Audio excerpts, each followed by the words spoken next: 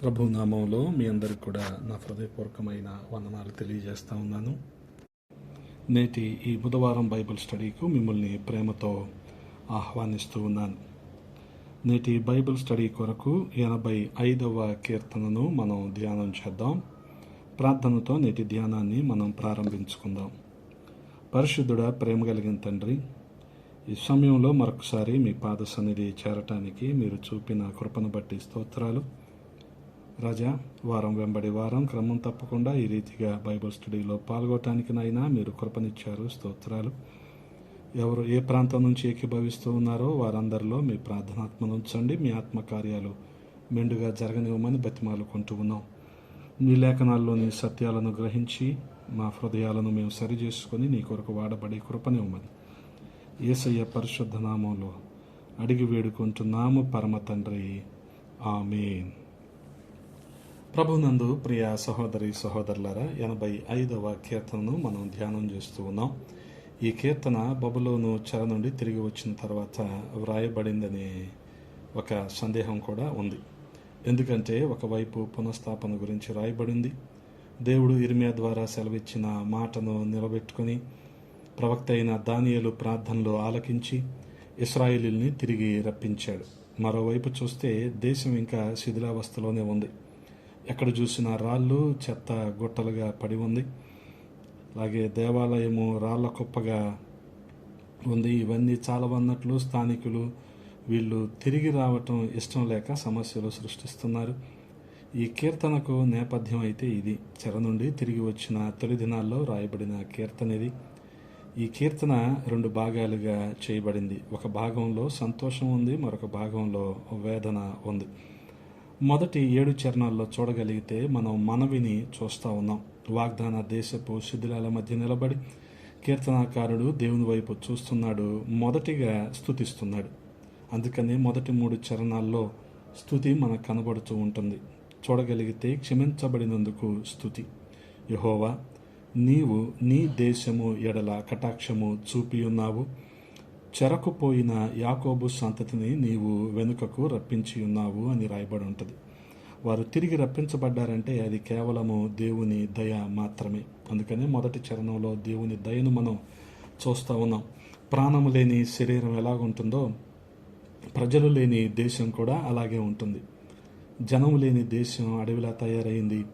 ఇప్పుడు ప్రజలు తిరిగి వచ్చారు గనుక శరీరానికి ప్రాణం వచ్చినట్టుంది. మళ్ళీ దేశం బ్రతికినట్టుంది. దేవుడు కృప చూపించాడు. ఇప్పుడు సమస్తము సాధ్యమే. చెరకుపోయిన యాకోబు సంతతి అంటే ఇశ్రాయేలు కాదు, యాకోబు అనే పేరు ప్రజల బలహీనతను సూచిస్తూ ఉంది. దేవునితో పెనుగులాడి యాకోబు ఇశ్రాయేలుగా మారాడు. బలహీనులైన చెరలోకి పోయిన ప్రజలు తిరిగి వచ్చారు. అయితే యూదులలో ఎక్కువ శాతం బబులోనులోనే ఉండిపోవటానికి ఇష్టపడ్డారు. ఎందుకంటే వారు బబులోనులోనే పుట్టి పెరిగారు. వాళ్ళకు బబులోను మాత్రమే తెలుసు. బబులోనులో డబ్బు సంపాదించుకునే మార్గాలు ఉన్నాయి. లోకంలో ఎలా బ్రతకాలో వాళ్ళు అక్కడే నేర్చుకున్నారు. పాలస్తీనా వెళ్ళి కష్టాలు పడటం కంటే బబులోనులో సౌఖ్యంగా బ్రతకటమే మంచిది అనుకున్నారు. అయితే దేవుడు తన కృపను చూపిస్తూనే ఉన్నాడు. మాతృదేశం మీద ప్రేమతో వారి నాడి కొట్టుకుంటుంది. కొంతమంది తిరిగి వాగ్దాన దేశానికి వచ్చారు. ఇది వారి చరిత్రలోనే గొప్ప సంఘటన. మరి ముఖ్యంగా ఇదంతా కూడా ప్రవచనాల నెరవేర్పు. హల్లెలూయా. అలాగే 2వ చరణంలో చూడగలిగితే దేవుడు వారిని క్షమించాడు, వారి మీద దయ చూపించాడు మొదటి చరణంలో. కాబట్టి తిరిగి వారిని తీసుకొని వచ్చాడు, వారిని క్షమించాడు. దేవుడు వారికి 2 కార్యాలు చేశాడు. మొదటిగా వారి పాపాలను పరిహరించాడు. ఇశ్రాయేలీల చరిత్రను మనం చూస్తే వారు కానానుని జయించినప్పటి నుండి వారు జయించబడి చెరకు వెళ్లే వరకు దుష్టక్రియలు చేస్తూనే ఉన్నారు. న్యాయాధిపతుల కాలం నుండి రాజుల కాలమంతా వారు త్రోవ తప్పి తిరుగుతూనే ఉన్నారు. భయంకరమైన విగ్రహారాధన చేశారు. దుష్టుడైన ఆహాజు రాజు తర్వాత దైవభక్తి కలిగిన హిజ్కియా వచ్చిన తిరిగి మనష్య పాలనలో ప్రజలు మరీ ఎక్కువగా చెడిపోయారు. వాళ్ళు విగ్రహారాధనకు అలవాటు పడిపోయారు. గనుక దేవుడు వారిని విగ్రహారాధన చేసే దేశానికి పంపించేశాడు. ఇప్పుడు దేవుడు వారి పాపాన్ని పరిహరించాడు, వారిని క్షమించాడు. పరిహరించటం అనే మాటకు లేకుండా చేయటం అని అర్థం ఉంది. రెండవదిగా దేవుడు వారి పాపాన్ని కప్పివేశాడు. కప్పివేయటం అంటే కనపడకుండా చేయటం అని అర్థం. ఇశ్రాయేలీలు ప్రాయశ్చిత్త పండుగ రోజున ఈ రెండు కూడా జరుగుతాయి. 2 మేకలను తెస్తారు. వాటిలో ఒకటి విడిచిపెట్టే మేక ప్రజలందరి పాపాలు దాని తల మీద మోపి దానిని అరణ్యంలో విడిచిపెట్టేస్తారు. మరొక మేకను చంపి దాని రక్తాన్ని ప్రధాన యాజకుడు అతి పరిశుద్ధ స్థలములోనికి తీసుకుని వెళ్ళి అక్కడ మందసం ఎదుట దానిని ప్రోక్షిస్తాడు. దీని వలన 1 సంవత్సరం వరకు ప్రజల పాపాలు కప్పివేయబడతాయి. ఇది కల్వరికి సాదృశ్యంగా ఉంది. కల్వరి వద్ద పాపాలు కప్పివేయబడటం మాత్రమే కాదు, అసలు లేకుండా చేయబడ్డాయి. కీర్తనాకారుడు దేవుని ఉగ్రతను కూడా మర్చిపోలేదు. దేవుని దయను, దేవుని క్షమాపణను పొందుకున్నాడు. అదే రీతిగా ఆయన ఉగ్రతను కూడా మనకి జ్ఞాపకం చేస్తూ ఉన్నాడు. 3వ చరణంలో అంటున్నాడు, నీ ఉగ్రత అంతయు మానివేసి ఉన్నావు, నీ కోపాగ్నిని చల్లార్చుకొని ఉన్నావు అంటున్నాడు. పరిశుద్ధమైన ఉగ్రత, నీతితో కూడిన కోపాగ్ని. ప్రజలు ఆయన పంపిన వర్తమానాలను తృణీకరించి, ప్రవక్తలను హింసించి, పాపంలో పొర్లుతూ ఆయనను రెచ్చగొట్టారు. రాజుల గ్రంథంలో చూస్తే వారు దేవుని కోపాన్ని ఎంతగా మండించారో తెలుస్తుంది. రాజైన యోషియా చేసిన మత సంస్కరణలు కూడా ఆయన ఉగ్రతను చల్లార్చలేకపోయాయని చరిత్రకారులు చెప్తూ ఉన్నారు. పాపము చాలా లోతుగా వేరుపారింది. మనషే తన 50 సంవత్సరాల కాలంలో ఎక్కువ దుర్మార్గాన్ని జరిగించాడు. అతని పాదాలలోనే చిన్నపిల్లలను బలి ఇవ్వటం, పురుషగాముల దేశమంతా విచ్చలవిడిగా జీవించటం, విగ్రహారాధన, దాని అసహ్యమైన కార్యాలు హద్దు మీరటం, ఇవన్నీ కూడా చూసాం. మరి ముఖ్యంగా ఇవన్నీ బాగు చేయలేనంతగా దేశం నాశనం అయిపోయింది. ఇటువంటి హేయమైన కార్యాలు ఎప్పుడు కూడా దేవుని తీర్పునే తెస్తాయి. కీర్తనాకారుడు ఈ విషయాన్ని మనకు జ్ఞాపకం చేస్తూ ఉన్నాడు. అయితే గొప్ప అద్భుతం ఏంటంటే దేవుడు తన కోపాగ్నిని చల్లార్చుకున్నాడు. అందువలన కీర్తనాకారుడు దేవుణ్ణి స్తుతిస్తున్నాడు. అలాగే 4 నుంచి 7 చరణాల వరకు దేవుని కృప కొరకైన ప్రార్థనను మనం చూస్తూ ఉంటాం. ఇక్కడ కొంచెం కీర్తనలో మార్పు వచ్చింది. ఇప్పటి వరకు నువ్వు ఎలా చేశావు, అలా చేశావు అన్నాడు కీర్తనాకారుడు. కానీ ఇప్పుడు కీర్తనలో స్వరం మారింది. గమనించండి. దేవుణ్ణి బతిమాలుకుంటున్నాడు. ఎల్లకాలం మా మీద కోపించెదవా అంటున్నాడు. గమనించండి. ఈ ప్రజల్లో చాలామంది చెరకాలం ముగిసిపోయినప్పటికీ ఇంకా చెరలోనే ఉండటానికి ఇష్టపడుతున్నారు. ఇది దేవుణ్ణి అవమానించినట్టే. చెర నుండి విడుదలై స్వదేశానికి తిరిగి వెళ్ళిన వారు అక్కడ కఠినమైన పరిస్థితులను తట్టుకోలేక వారి ఉత్సాహం అంతా నిరాశగా మారిపోయింది.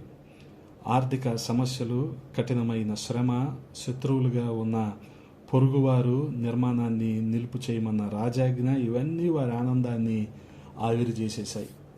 పరిస్థితులు వ్యతిరేకంగా ఉన్నప్పుడు దేవుని కృపను వారు త్వరగా మర్చిపోయారు. అందుకనే గమనించండి, దేశమంతా పశ్చాత్తాపపడాలి అని మనం 4-5 చరణాల్లో చూస్తూ ఉన్నాం. మా రక్షణకర్త అయిన దేవా, మా వైపునకు తిరుగుము, మా మీదనున్న నీ కోపము చాలించుము.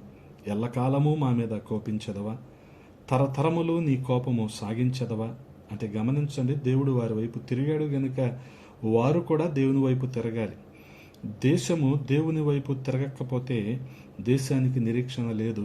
దేశంలో ఉన్న యూదులు దేవుని కుమారుని తిరస్కరిస్తే చెదిరిపోయిన యూదులు దేవుని ఆత్మను తిరస్కరించారు. మొదటిది 4 సువార్తల్లో మనం ఈ విషయాన్ని చూస్తాం. రెండవదిగా అపోస్తల కార్యముల గ్రంథంలో కూడా వీరు యూదులైన వారు దేవుని తిరస్కరించారన్న విషయాన్ని మనం చూస్తాం. దేశంలో నిజమైన పశ్చాత్తాపం లేదు. ఇతర దేశాలలో నివసిస్తున్న యూదులు అక్కడే ఉండిపోయి దేవునికి మరింత దూరంగా వెళ్ళిపోయారు.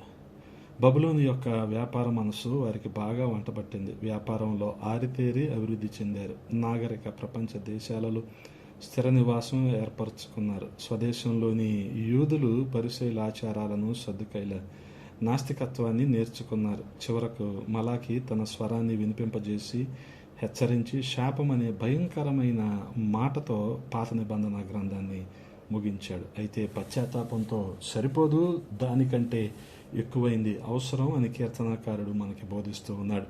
గమనించండి, 6-7 చరణాల్లో దేశానికి ఉద్యమం కావాలి అని కీర్తనాకారుడు మాట్లాడుతూ ఉన్నాడు. నీ ప్రజలు నీ యందు సంతోషించున్నట్లు నీవు మరలా మమ్మును బ్రతికింపవా.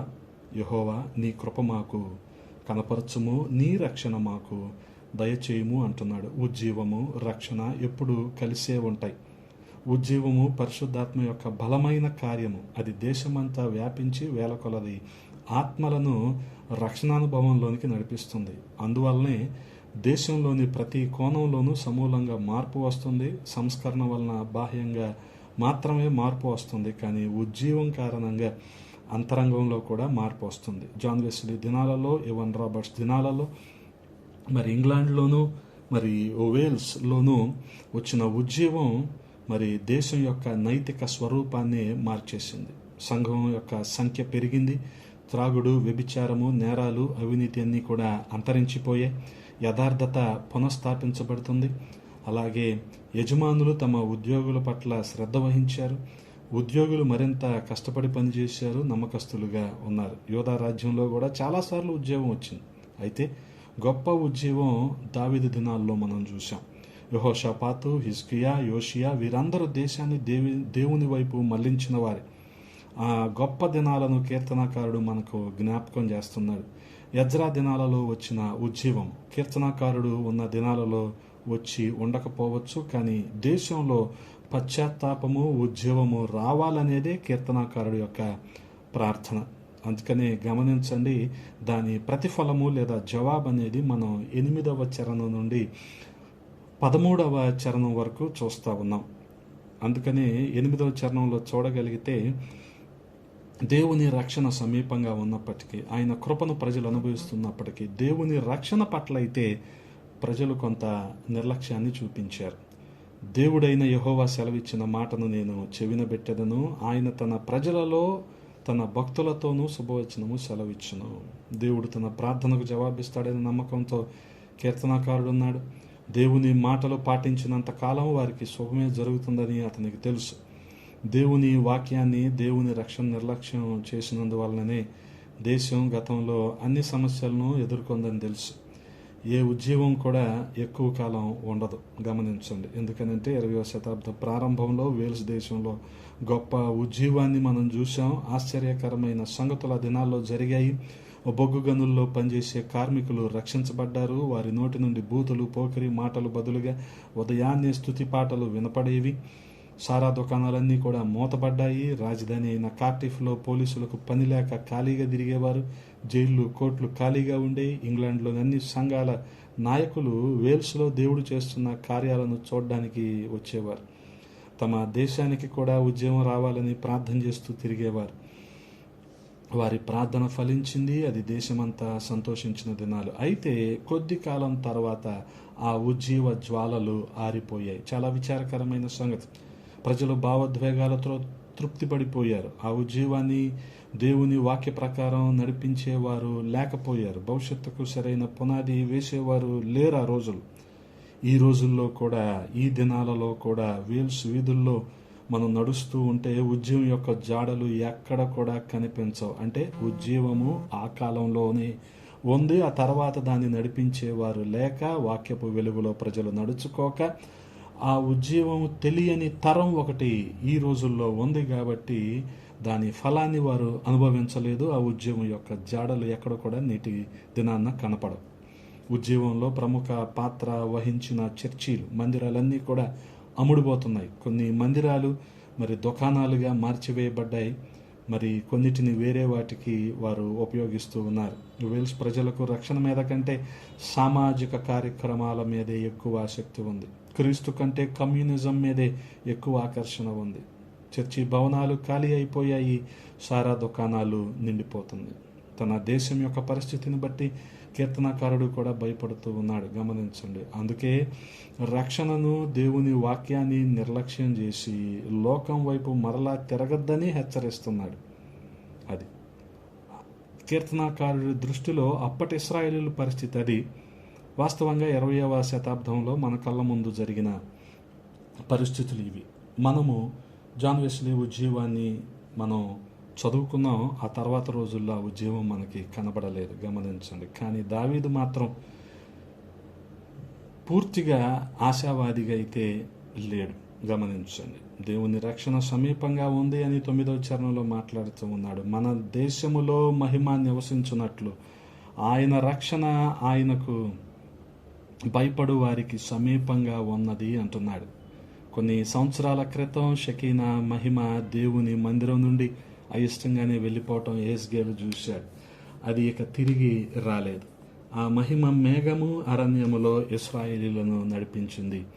సొలొమోను దేవాలయాన్ని ఆవరించి ఉంది. దేశస్థుల దోషములు బట్టి ఆ మేఘము అక్కడ నిలవలేక అతి పరిశుద్ధ స్థలంలో కెరూబుల మధ్య నుండి లేచింది. దేవాలయం మీద కొంతసేపు నిలబడింది. తర్వాత పట్టణపు బయట ఉన్న కొండల వైపుగా వెళ్ళింది. ఆ తర్వాత ఇంక మరెన్నడూ కూడా కనిపించలేదు. బబులోను నుండి తిరిగి వచ్చిన యూదులు కట్టిన మందిరంలో దేవుని మేఘం లేదు. అందుకే వారిలో వృద్ధులైన వారు ఏడ్చారు. ఆ మహిమ మేఘం తిరిగి రావాలని కీర్తనాకారుడు ప్రార్థన చేస్తూ ఉన్నాడు. రక్షణ మహిమ కలిసి ఉండటం గమనించండి. కీర్తనాకారుడు చూశాడు, మహిమ కావాలంటే రక్షణ కావాలి. దేవుని రక్షణ యొక్క స్వభావాన్ని 10వ చరణం నుండి 13వ చరణం వరకు మనకు వివరిస్తూ ఉన్నాడు. రక్షణ యొక్క గొప్ప సూత్రాన్ని 10, 11 చరణాల్లో మనకు వివరిస్తూ ఉన్నాడు. ముఖ్యంగా దేవుని రక్షణ సూత్రాన్ని పరిశీలంగా చూస్తే, కృపాసత్యములు కలుసుకున్నవి, నీతి సమాధానాలు ఒకదానినొకటి ముద్దు పెట్టుకుంటున్నాయి అంటున్నాడు. భూమి నుండి సత్యము ఒలుచును, ఆకాశములో నుండి నీతి పారజూచును అంటున్నాడు. కలుసుకునేవి అనే పదము మూల భాషలో ఒకటే పదం. అది బైబిల్లో 15 సార్లు రాయబడి ఉంది. ప్రతిసారి వ్యతిరేక అర్థాన్ని ఇచ్చింది. పాపిని క్షమించు అని కృప అంటుంది. కుదరదో, పాపము చేసినవాడు శిక్ష అనుభవించవలసిందే అంటుంది సత్యం. అందుకనే గమనించండి, దేవుడు ప్రేమై ఉన్నాడు అని కృప అంటుంటే, దేవుడు వెలుగై ఉన్నాడు అంటుంది సత్యం. అయితే ఈ రెండు కలిసే సమయం వచ్చింది. కృప సత్యము కలిసే సమయం వచ్చింది. సత్యాన్ని విడిచిపెట్టి కృపను మనం చూపించలేము, దయక్కర్లేదు. సత్యం ఉంటే చాలు అనలేము. అయితే ఈ రెండు కలవరిలో కలుసుకున్నాయి. హల్లెలూయా. ఒకదానికొకటి ముద్దు పెట్టుకున్నాయి. ఇప్పుడు దేవుడు రెండింటినీ పైకెత్తి చూపించగలడు. మహిమా స్వరూపి అయిన దేవుని కుమారుని ద్వారా మాత్రమే ఈ నీతి సమాధానాలు కలుసుకున్నాయి. అందుకని రక్షణ యొక్క ఫలితార్థం ఏంటంటే అభివృద్ధి. 12వ చరణంలో మనం చూస్తున్నాం కదా, యెహోవా ఉత్తమమైన దానిని అనుగ్రహించును, మన భూమి దాని ఫలమిచ్చును అంటున్నాడు. అంటే పాత నిబంధన ఇశ్రాయేలుకు సంబంధించింది. ఇది కాదనలేని సత్యం. కానీ దేవుని ఆత్మ సంచరించే ప్రాంతంలో దేవుని రక్షణ అంగీకరించిన వారికి ఆత్మానందంతో పాటు భౌతికపరమైన అభివృద్ధి కూడా కనబడుతూ ఉంది. అందుకనే రక్షణ యొక్క నీతి ఫలాలు 13వ చరణంలో మనం చూస్తూ ఉన్నాం. నీతి ఆయనకు ముందుగా నడుచును, ఆయన అడుగు జాడలలో అది నడుచును. ప్రభువు తాను ముందుండి తన ప్రజలను నడిపిస్తాడు. ఆయన ముందు, ఆయన నుండి విడదీయలేని ఆయన నీతి నడుస్తుంది. ఈ కీర్తన యేసు క్రీస్తు ప్రభు వారి యొక్క 1000 ఏండ్ల పరిపాలన గురించి, ఆయన భూమి మీద స్థాపించబోయే నీతి గల ప్రభుత్వాన్ని గురించి ఎదురు చూస్తూ ముగించబడింది. అన్నిటికంటే ముఖ్యంగా మన హృదయాల్లో నీతి స్థాపించబడాలని ఆయన ఆశిస్తున్నాడు. అటువంటి కృప దేవాది దేవుడు మనందరికి కూడా దయచేయునుగాక. ఆమేన్.